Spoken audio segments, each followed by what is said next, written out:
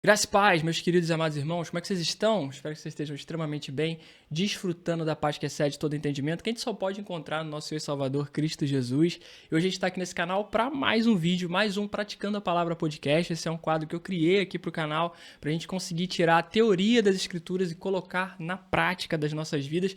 Como que a gente pode entender aquilo que Deus espera de nós através das Escrituras e aplicar na nossa rotina, no nosso dia a dia, sabe?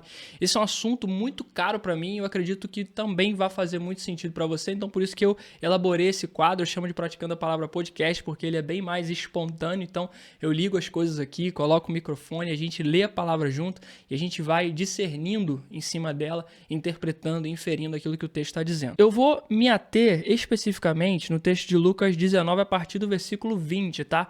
Só que todo texto sem contexto não faz o menor sentido, então eu vou contextualizar para vocês aqui, para vocês entenderem do que se trata. Aqui Jesus está contando uma parábola que aqui em Lucas 19 ele chama de a parábola dos 10 servos, mas basicamente é uma nova perspectiva da parábola dos talentos.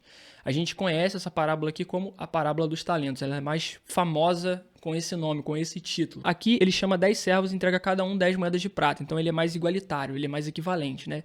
Ele entrega 10 moedas para cada um. E a gente vai ver que alguns desses aqui vão investir as suas moedas e vão multiplicar aquilo para o seu senhor, e um deles que tem uma visão distorcida do seu senhor, e é disso que a gente vai falar aqui a partir do versículo 20, ele enterra esse talento, ou seja, ele não faz nada com esse talento. Ele simplesmente, por ter uma visão deturpada do que o seu senhor era e como ele fazia, do caráter do seu senhor, ele decide não fazer nada. Ele fala assim, cara, é melhor eu entregar as mesmas 10 moedas do que tentar investir e talvez perder essas 10. E a gente vai ver que ele é severamente exortado pelo seu senhor por isso e ele perde a recompensa, né, cara? Enquanto os outros recebem a recompensa, ele perde a recompensa. E óbvio que aqui, né, é mais uma parábola de Cristo, ele está fazendo uma metáfora ao reino, como que vai funcionar na volta dele. Quando ele foi assunto aos céus, ele deixou para nós uma grande comissão. E que grande comissão é essa? É o que eu estou praticando aqui agora e inclusive contando com a sua ajuda aí quando você curte, comenta, compartilha e diz para o YouTube que esse conteúdo é relevante para outras pessoas, né? A grande comissão de Cristo consiste em ide por toda parte, pregue o evangelho, batize em nome do Pai, do Filho e do Espírito Santo e faça discípulos, né? Então, é para isso que o Senhor nos entregou talentos, né? Ele nos entrega talentos, ele nos entrega dons, ele nos entrega habilidade, capacidade, para que a gente possa edificar o corpo de Cristo, para que a gente possa edificar a noiva dele, edificar os santos e também ganhar aquelas vidas, aquelas almas que estão perdidas, fazer como o bom pastor, né? Deixar as 99 e ir atrás também daquela ovelha que está perdida. É para isso que nós temos esses talentos. É para isso que talvez você que está do outro lado nasceu com o dom de cantar, nasceu com o dom de falar, o dom de comunicação, o dom de abraçar, né? Talvez você flua no dom de cura, você já tenha, né, essa questão de orar por pessoas e as pessoas serem curadas. Você tem o dom da edificação, o dom do ensino, o dom do mestre, o dom do pastorado, né? Tudo isso são talentos que o Senhor nos entrega, são habilidades, capacidades que Ele coloca em nós, né, antes mesmo de nós sermos uma célula informe no ventre da nossa mãe, para que a gente possa cumprir essa missão que nós temos aqui na Terra. E Ele nos faz uma promessa de que quando Ele voltar, nós receberemos uma recompensa, né? E essa recompensa, obviamente, a maior delas é habitar com Ele por toda a eternidade. Né? Não haverá nem mais morte, nem choro, nem tristeza, nem dor, como diz o texto lá de Apocalipse, mas ele também nos promete recompensas como galardões. Não sabemos exatamente o que vai ser, mas se a gente puder aqui tirar um pouco de exemplo, né, desse texto de Lucas, vai dizer que aqueles que multiplicaram se tornaram governadores sobre cidades no reino. E a palavra lá em Apocalipse vai dizer que quando Jesus vier, ele vai reinar no milênio e aqueles que são justos, que perseveraram até o fim, reinarão com Jesus no milênio. Então talvez esses galardões aí sejam partes no governo de Cristo, proporcionais àquilo a que nós fomos fiéis, ao número de talentos que nos foi entregues de acordo com a nossa capacidade. Então, a gente pode fazer muitas inferências desse texto aqui, ele dá margem para muita interpretação, é um texto bem importante, muito relevante para a gente. Mas hoje a gente vai se ater só a esse servo infiel, né? O que esse cara fez que fez ele perder a recompensa, né? Qual era a visão que ele tinha do seu senhor que talvez nós tenhamos e nos faça também perder a recompensa? Então a gente vai ver aqui que os outros servos, eles investiram dinheiro, eles fizeram algo com aquele talento para multiplicar e entregar multiplicado para aquele senhor. E de acordo com aquilo que eles receberam e multiplicaram, o seu senhor deu-lhes recompensa, que eram governos, né, consecutivamente de acordo com o número de multiplicação que eles fizeram. Então aqueles que multiplicaram 5 vezes, 10 vezes, ficaram governadores de 5 cidades, 10 cidades e assim consecutivamente, beleza? Aqui é uma paráfrase do texto, obviamente. Mas esse terceiro servo, ele não fez isso. né? E vai dizer assim no versículo 20, ó, o terceiro servo, porém, trouxe de volta apenas a quantia recebida e disse: Senhor, escondi seu dinheiro para mantê-lo seguro. Tive medo, pois o Senhor é um homem severo. Toma o que não lhe pertence e colhe onde não plantou. Olha a visão que ele tinha do seu Senhor. O Senhor é um homem severo, o Senhor é um homem mau. O Senhor toma o que não lhe pertence e colhe aonde não plantou. Né?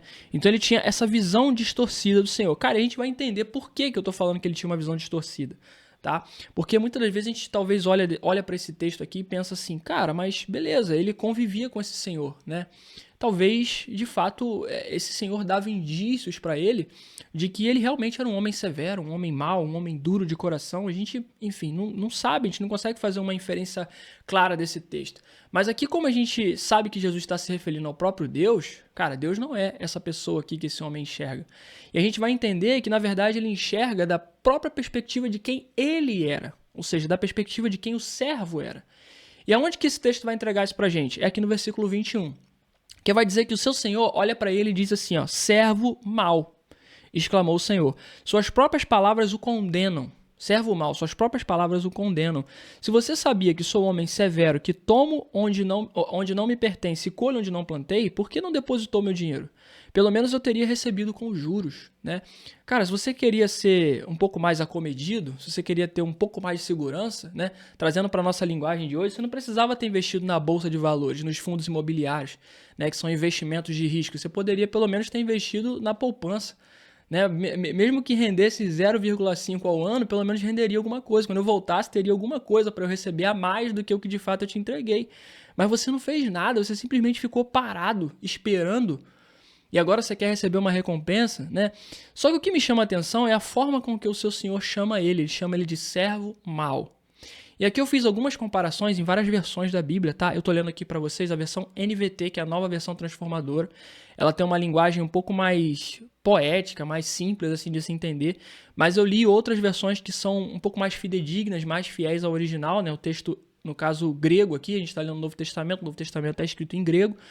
Então, eu li algumas outras versões, como algumas versões Almeida, né? Almeida corrigida fiel, que para mim é um pouco mais próxima do que se aproxima o texto original. E todas elas estão usando esse mesmo termo, né? Servo mau. E esse mal aqui é interessante, né? Agora trazendo para a nossa língua portuguesa. A língua portuguesa tem dois tipos de mal. A gente tem o mal com U, que é um adjetivo, e a gente tem o mal com L, que é advérbio. Tá? E eu lembro disso até hoje, de uma época que eu estudei para concurso público, cara. Olha como que Deus, né, ele não desperdiça talentos, nem oportunidades, nem coisas que a gente faz ao longo da nossa vida, né? Eu lembro que eu estudava muito português, assim, se tornou uma matéria que eu curti demais e aprendi muitas regras. Nenhuma dessas regras foi essa aqui, né? Qual o tipo de mal que a gente usa? E o mal com U é um mal que significa adjetivo, ou seja, ele imprime uma característica em algo ou alguém, ou seja, essa pessoa, essa coisa é assim. Isso é uma característica, é um adjetivo. E aqui o Senhor está chamando ele de mal com U. Em todas as versões que eu li, fazendo comparação, eu li a NVT, eu li a NVI, eu li a ARC, a ARF, tá? Que são versões um pouco mais próximas, outras versões um pouco mais distantes, mais simples, né? Para que a gente entenda melhor. Em todas elas, o mal que aparece é o mal com U, ou seja, é um adjetivo, não é o mal com L. E Glaucio, o que é o mal com L? O mal com L é um advérbio que imprime uma circunstância, ou seja, é um mal circunstancial. Né? Por exemplo, se eu falo assim, hoje eu estava passando mal, esse mal que eu vou usar aqui é mal com L, porque ele é circunstancial. Agora, se eu falo assim, fulano de tal, né, o Felipe, eu vou usar o Felipe aqui, não é nada contra nenhum Felipe, tá? É só um nome hipotético. O Felipe é um homem mau. Eu estou imprimindo uma característica sobre o Felipe, então eu estou usando um adjetivo. É um adjetivo pejorativo, um adjetivo negativo sobre o Felipe. E o termo que o Senhor usa aqui, para se referir a esse servo, é mal com U. Então, o que o Senhor está dizendo é, cara, esse é você. Você é uma pessoa má. Você é uma pessoa má. Então, não é que o Senhor dele era uma pessoa má. é que ele, por ser uma pessoa má, enxergava as outras pessoas a partir das suas próprias lentes de maldade. Glaucio, mas aí você está extrapolando o texto, você está sendo hiperbólico demais, você está indo por um caminho que não existe, o texto não diz isso. Mas vamos lá para Mateus 6,22? Mateus 6,22 vai dizer o seguinte para a gente: se seus olhos forem maus, se seus olhos forem bons, todo o seu corpo terá luz. Mas se seus olhos forem maus, que grandes trevas são. O que esse texto está querendo dizer para a gente? Que a forma com que a gente encara a vida, a forma com que a gente vê o mundo é interpretada a partir das nossas lentes. Então, ou seja, se os meus olhos forem maus, se tudo que eu vejo ao meu redor são coisas negativas, é sempre o copo meio vazio, se eu for uma pessoa ruim, eu vou enxergar o mundo de uma perspectiva sempre negativa. Você já parou perto daquela pessoa reclamona, aquela pessoa que reclama de tudo, aquela pessoa que chega a ser chata, que ninguém quer estar perto, que reclama de todas as coisas? E geralmente isso é uma característica daquela pessoa. Ou seja, se a gente fosse chamar essa pessoa de uma pessoa má, a gente usaria o mal com U, porque é um adjetivo, é uma característica dessa pessoa. Saca? Ninguém quer estar perto desse tipo de pessoa porque é uma pessoa negativa. É a lente através da qual essa pessoa enxerga a vida. Nada tá bom para ela. Tudo é um problema. Se chove, tá ruim. Se faz calor, tá ruim. Se faz frio, tá ruim. Se tá quente, tá ruim. Se a televisão funciona, tá ruim. Se a televisão não funciona, também tá ruim. Tudo para essa pessoa é algo ruim. Por quê? Essa é a cosmovisão através da qual essa pessoa enxerga a vida. Então, esse servo aqui, muito provavelmente, a gente conseguindo fazer uma inferência do texto a partir do texto de Lucas e também desse texto que eu citei aqui de Mateus 6,22, a gente consegue com muita tranquilidade inferir que esse cara enxergava o seu senhor a partir de quem ele próprio era. Não significa que o seu senhor era um homem mau e severo, mas ele enxergava o seu senhor assim porque ele era assim. Glaucio, mas me dá uma outra condição aí que talvez deixe esse texto um pouco mais palatável ao meu paladar, porque eu ainda acho que não tá digerível. Eu ainda acho que a coisa não tá legal, assim. Me explica melhor isso daí, tá? Por que você acha que os outros 10 servos, né? Ele chamou 10 servos, ou seja, por que você acha que os outros 9 fizeram o que tinha que ser feito enquanto apenas um não fez? Você acha que a grande maioria estava errada enquanto esse um aqui estava certo? Geralmente, né? Eu sei que se a gente para pensar da perspectiva mundana, a multidão geralmente está errada, né? E poucos estão certos, né?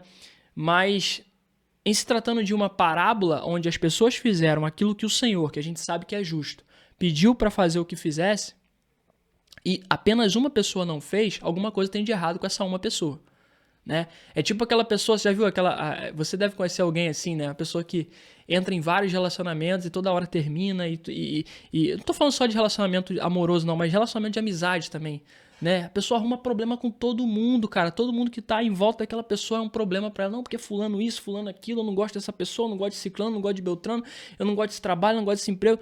Ela não consegue se relacionar com ninguém. E ela fala que ela acha que o problema é do mundo. O problema não tá com ela, o problema tá no mundo. O problema tá no arredor, no ambiente, nas circunstâncias. O problema nunca é dela. Só que isso revela algo, cara. Se você entra em 10 relacionamentos, se nos 10 relacionamentos você tem um problema, e o pior, muitas dessas pessoas, né, cara, entram em 10 relacionamentos, os 10 relacionamentos dão problema, aí você vai ver as pessoas com quem ela se relacionou, depois que passaram por ela, essas pessoas foram felizes.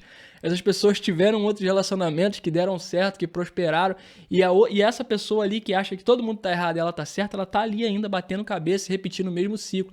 Só que ela não consegue enxergar que o problema tá com ela. Você já viu essas pessoas assim? Então é basicamente isso aqui que está acontecendo nesse texto, né? Você tem esse servo aqui que provavelmente era esse tipo de cara, né? Um cara talvez vitimista. Aqui eu já estou dando uma extrapolada no texto, mas talvez um cara vitimista. Eu não consigo, eu não posso, eu isso, eu aquilo outro, todo mundo consegue, o mundo é cruel, tá todo mundo contra mim, existe uma conspiração universal contra a minha vida, isso, aquilo outro. Cara, então como que a gente aplica esse texto para a nossa vida aqui, cara? Primeiro, a gente não pode deturpar quem Deus é a partir da lente de quem nós somos. Sabe? Nós temos que entender que o Senhor, ele tá acima de nós, ele é soberano a nós, né? Ele tá numa outra prateleira. Eu gosto de um salmo davídico que vai dizer assim, Senhor, tu estás nos céus e pode fazer tudo o que lhe apraz. Ou seja, tu estás nos céus e nada é impossível para ti. Se eu trouxer para uma linguagem um pouco mais simples. Tu estás nos céus e nada é impossível para ti. O que o salmista está dizendo nada é impossível para o Senhor porque você está em outra prateleira. Você está fora do jogo, você não está aqui condicionado às possibilidades dessa terra, dessa existência, desse mundo. Então, assim, o que a gente tem que entender é isso, cara. Deus, ele nunca vai ser como nós. Nós é que temos que ser como ele. Sabe? Então, assim, é um jogo meio desigual quando a gente, às vezes, quer se equiparar a Deus.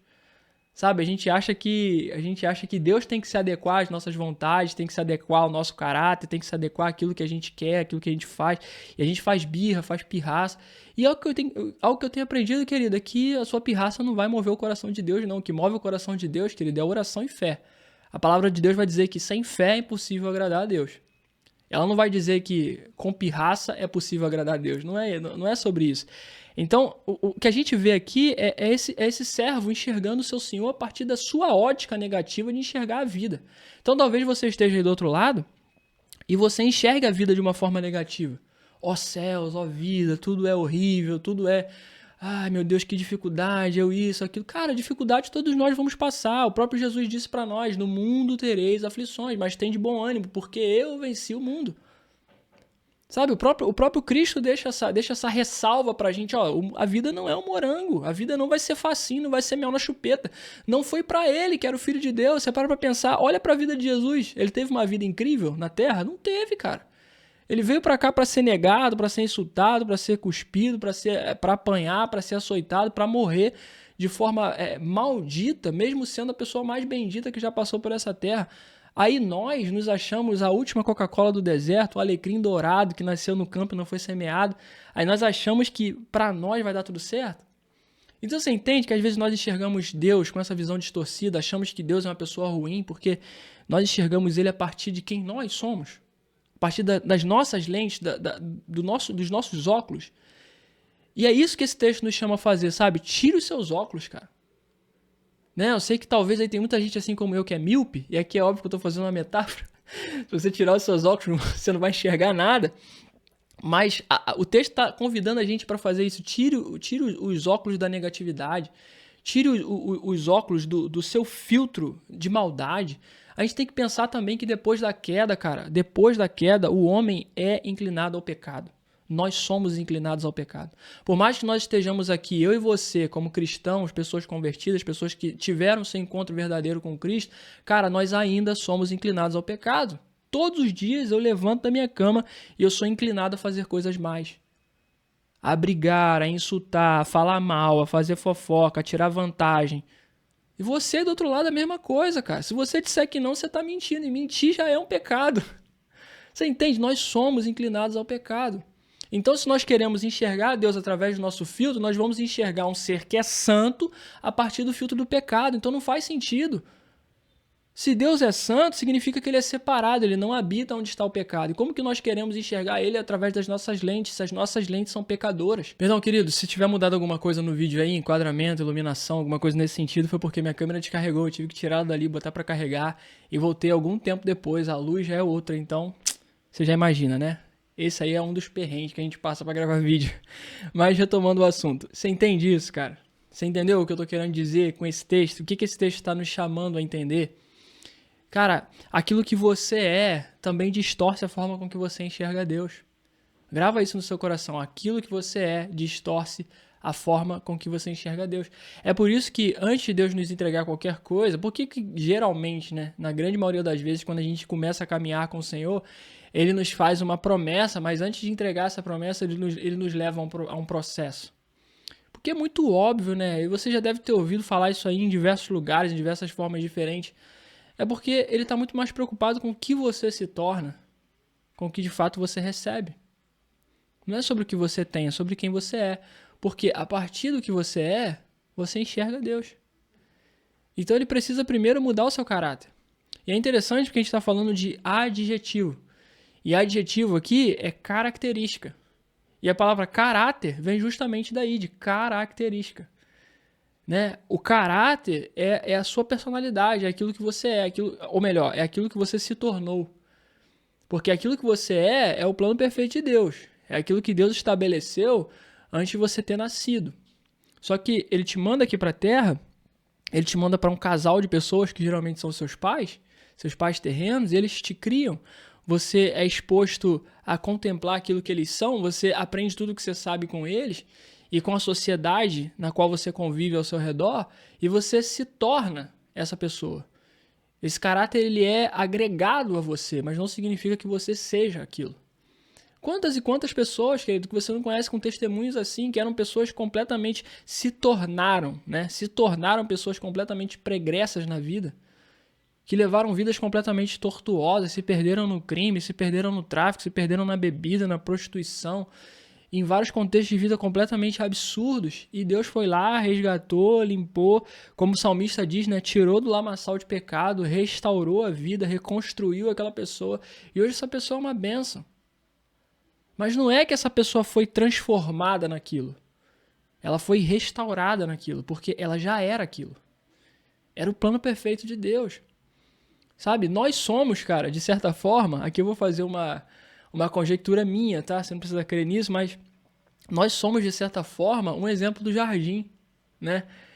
O plano de Deus era o quê? O homem habitar no jardim em perfeita comunhão com Deus. Não ser exposto ao pecado nem à morte.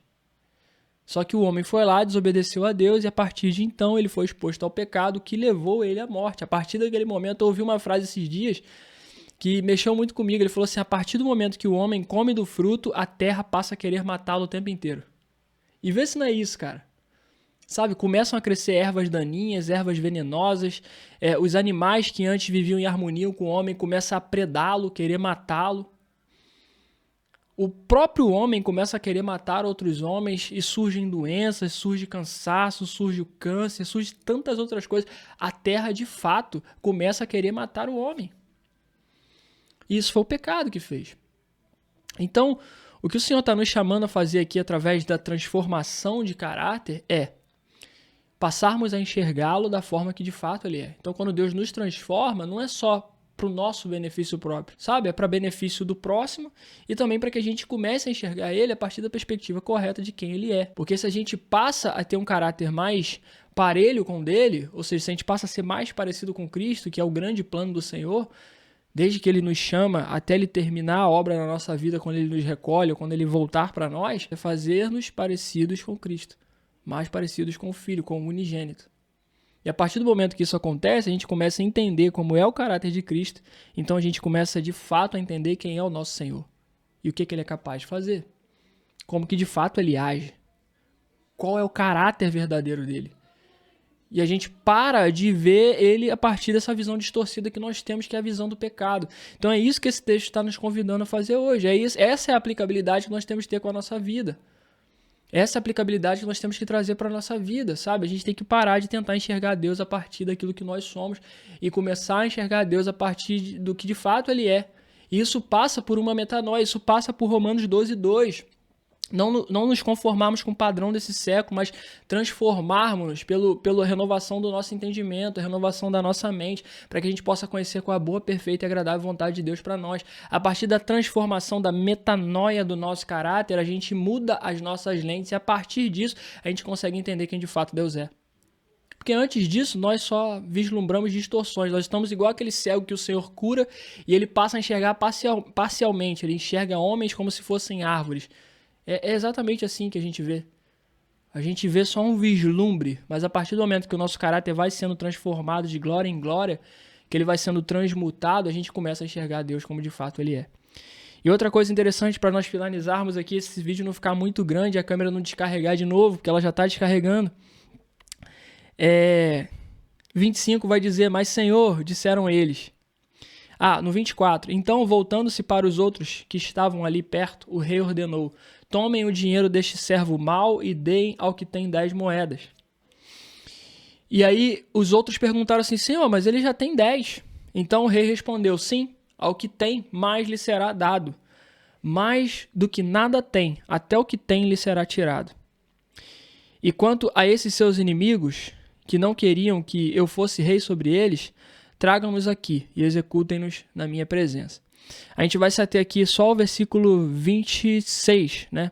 Que é essa frase muito forte, muito impactante que o Senhor usa, né? Sim, ao que tem mais lhe será dado, mas ao que nada tem, até o pouco que tem lhe será tirado. Quando a gente olha isso daqui, né, com uma visão um pouco socialista da vida, talvez a gente olhe e fale assim, nossa, cara, mas o Senhor está sendo bastante severo, né? Porque ele está tirando de quem tem e dando para quem tem mais. Parece que é um Robin Hood reverso, né? O Robin Hood roubava dos ricos para dar para os pobres. O Senhor está tirando do pobre para dar para o rico. Mas não é sobre isso que o texto está dizendo. Lembra que eu falei lá no início que esse texto ele não fala só sobre talentos? Ele não fala só sobre os dons, ele não fala só sobre o benefício de ganhar talentos. Ele fala também sobre a responsabilidade de ganhar talentos. O Senhor aqui, né, se a gente for ver a parábola dos talentos mesmo, né, a típica parábola dos talentos, a gente vai ver que ele entrega de acordo com a sua capacidade. O texto vai dizer isso. Ele entrega a cada um de acordo com a sua capacidade. Então, não é que o cara recebeu mais porque ele é queridinho, porque ele é preferido. Não, é porque ele é mais comprometido. Esse é o ponto. Então aqui a questão não é que o Senhor seja injusto, é porque ele percebeu quem é mais comprometido com ele, com a obra dele. Então, querido, olha como isso aqui é forte para nós. Olha o que o texto está nos chamando a entender para as nossas vidas. O quanto nós temos sido comprometidos com aquilo que Deus tem confiado nas nossas mãos. É isso que ele está querendo dizer quando ele diz: quem for fiel no pouco, sobre o muito será colocado. Porque pensa comigo, se esse cara que só recebeu um talento não foi fiel com um talento, para que o Senhor vai confiar mais talentos a ele? É melhor tirar o pouco que ele tem e dar para quem tem muito mais comprometimento. Que o cara recebeu 10. Da mesma forma que ele recebeu mais talento, ele também recebeu mais responsabilidade. Você concorda comigo? Você concorda comigo que se você tem um enfermeiro, um técnico de enfermagem, você concorda se você tem um técnico de enfermagem e você tem um médico, ambos trabalham na área da saúde, mas um tem mais responsabilidade que o outro? Um tem a responsabilidade de abrir um peito com bisturi e operar um coração. O outro tem que tirar sangue. São coisas difíceis de serem feitas? Claro que são, eles estudaram para isso. Mas proporcionalmente, um tem mais responsabilidade do que o outro. É óbvio. Você tirando um sangue, o máximo que você pode fazer ali talvez é estourar uma veia. Claro que você pode ter vários outros problemas, você pode tirar uma vida se você for uma pessoa completamente negligente, inconsequente, é óbvio, eu não estou querendo entrar nesse mérito, mas estou trazendo aqui uma ilustração metafórica para que você entenda o que eu estou falando. Então aquele que recebe mais talentos, ele consequentemente recebe mais responsabilidades. Então o que o Senhor está dizendo é isso aqui.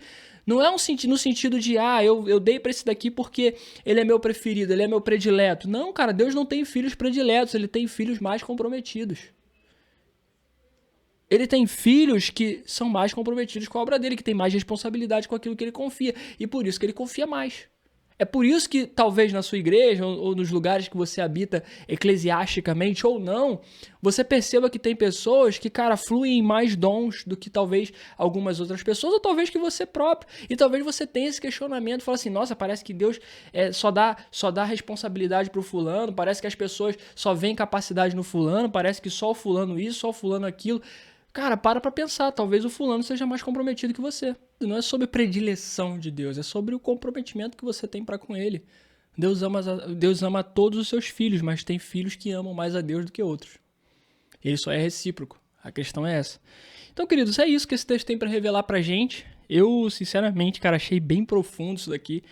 Eu lembro que quando Deus falou comigo no meu devocional, enquanto eu tava lendo essa palavra aqui, cara, eu refleti muito, me exortou demais. Eu espero que tenha te exortado, te chamado a atenção para esses pontos. Te exortado de forma positiva, né? Porque a gente sabe que a palavra mesmo diz que Deus só corrige aqueles a quem Ele ama. Então, se essa palavra te corrigiu, sinta-se privilegiado por isso, porque significa que o Senhor te ama e Ele está te chamando a atenção para determinados pontos. Seja diligente, seja comprometido com os talentos que o Senhor entregou nas suas mãos. Não enterre-os, multiplique-os. Tente fazer algo com eles, sabe? Não tenha medo de falhar, não tenha medo de errar. Cara, tente, faça o possível, faça aquilo que estiver ao seu alcance. E o que for impossível, aquilo que sua mão não alcança, deixe que o Senhor vai alcançar por você. Mas faça a sua parte, sabe? Não distorça quem o Senhor é a partir daquilo que você é. Ele é diferente, Ele é melhor, Ele é maior. E Ele conhece os planos que tem a teu respeito. São planos de bem, não de mal. Fica tranquilo, Deus é um Pai bom.